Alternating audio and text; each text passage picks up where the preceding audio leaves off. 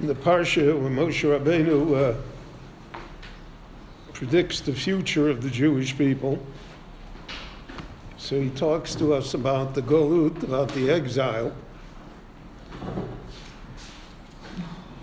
So he says, "Ve'fitzcho Hashem lochecha," the Lord will scatter you, Chol goyim, amongst all the nations of the world. And in the time of the redemption, the phrase is "V'shov v'kibetzcho mikol ha'amim." He will return and gather you from all of the nations of the world. So the Medrash says here, the Chesed also HaKadosh Baruch Hu in Yisrael, the Ribono Shel Olam, even in the midst of the exile, has performed a Chesed, an act of kindness with us, She'ifitzcho b'chol ha'amim, that he scattered us all over the world. And this is based on the idea that Yaakov Avinu taught us when he encountered Esav, that he divided his family, Shtei Machanos, into two camps. And he says, if Esav comes and is successful in a war against one camp, the remaining camp will escape. There'll be a remnant. So based on that idea, the Medrash says that when the Ribono Shel Olam scattered us amongst all the nations, that was a chesed.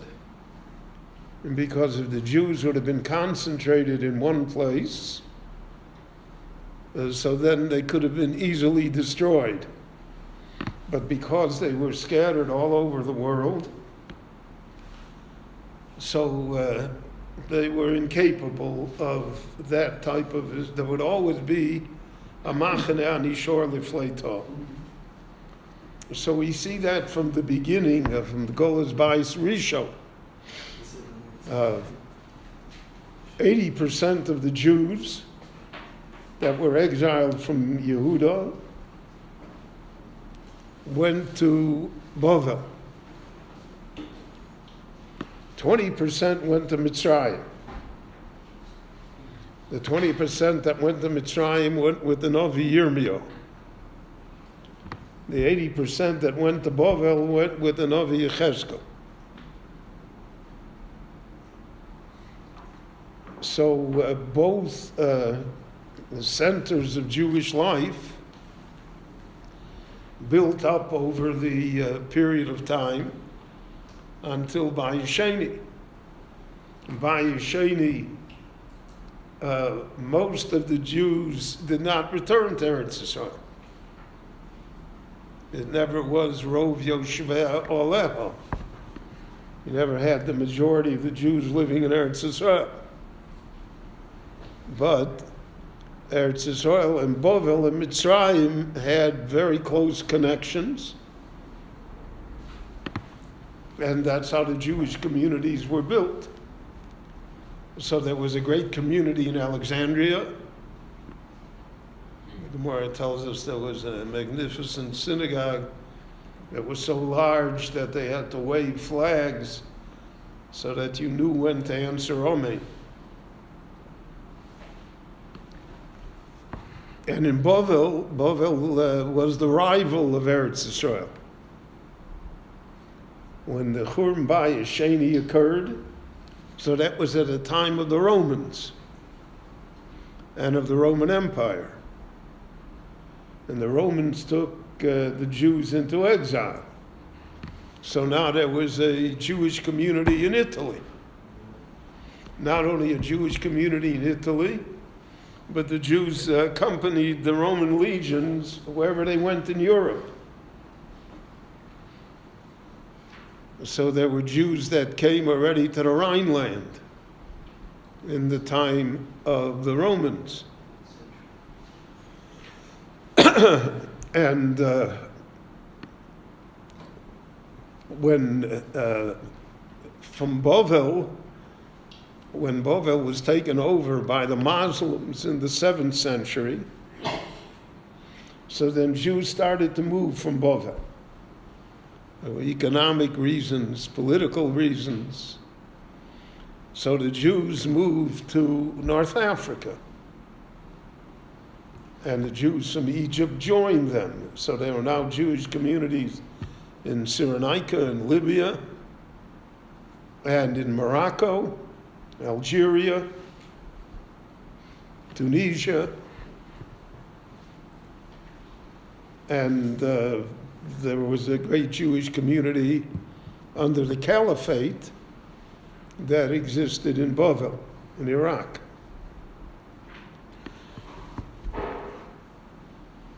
The main economic support of the Jews in Bovel was the fact that they were the middlemen in the trade between Europe and Asia. They called the silk trade in its time, but it was other things as well. That's how Jews were involved with precious stones and with spices. And from when that declined, because they now found different ways, and the Arabs took it over.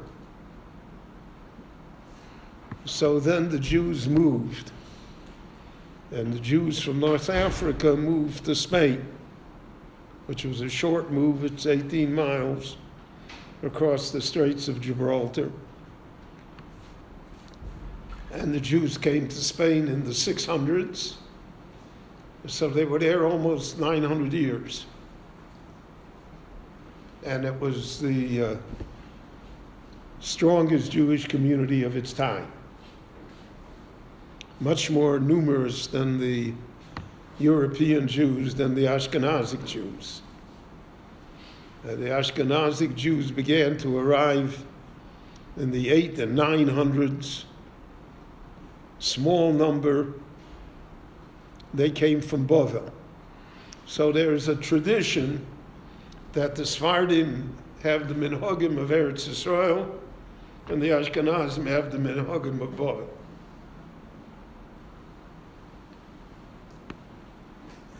Rav Avadia used to say, as a Golas Sfarad, Golas Yerushalayim Asher B'Sfarad, it says in the Posuk. So Eretz Yisrael wasn't Sfarad. But the Ashkenazic community was very small, and it was concentrated mainly in the Rhineland, in Worms, and Spires, Mainz. But it was also in France, and in central France. And Rashi was in Troyes. And in Provence, there were Jews, strong Jewish community. So when the Crusades came, the Jews were decentralized. So the Crusades afflicted the Jews of the Rhineland mainly, but the Jews of Provence and Spain were unaffected by the Crusades, and Italy. So that was the Machaneh Hanishor Liflei Torah. When that abated, so there came the pogroms in Germany in the 13th century. So the Jews from Germany moved to Poland, moved east, and they formed the basis for what would be the heartland of Ashkenazic Jewry. The Jews were invited into Poland by the Polish rulers to help develop the country. And Jews arrived there, just like they arrived in Lithuania and in Belarus, in the Ukraine. And for 800 years, that's where the Jews were. And that's where they were most numerous and most powerful. And the Jews had a belief they called Poland, Polin. Here we will rest. They said they're going to be there till the end of the Golus. Didn't quite turn out that way. But they were confident that it would last and last and last. Whenever you're in the middle of a long historical process, you're convinced it will continue forever, even though all of history tells us that nothing is forever. But when you're in the middle of it, you can't imagine a different outcome. Beginning in the 18th and 19th centuries, for reasons that are not really explained historically, the Jews of Eastern Europe started to leave. Some came to Eretz Yisrael, the original group, the Yishuv HaYosha, then the Chovev Eitzion, but the majority came to North America, to the United States and to Canada, and some came to South America, which proved the salvation of the Jews, because Eastern Europe would be destroyed in the 20th century in a way that no one foresaw or imagined could be. And the difference between those of us who are here and survived is really the choice of what our parents and grandparents did. So, my parents and grandparents came to America. And my uncles and aunts stayed in Lita. That's the difference. So all of that is implicit in Ve'afitzcho Hashem. The Golus, even though it's long and bitter, had a chesed in it. The Rebbeinu Shalom did us a favor, that he scattered us, based on the idea that those that were scattered were the ones that could be saved. But when it comes to Eretz Yisrael, there it says, Risho v'kibetzcho mikol ha'amim. I'm going to bring you all back into one place again. And so that's the psura of the Geula, which is opposite naturally to the diaspora, to the Golus. So we see both of these things played out throughout Jewish history, and we see them still played out in current events, the way the Jewish world is constructed in our generation and in our time. So we hope and pray that we're in the time, V'shov v'kibetzcho mikol ha'amim, and that would be the final step, so to speak, in our story of Chananya ben Akash Omer, Matzah Kodesh Baruch Hu L'Zakas Yisrael.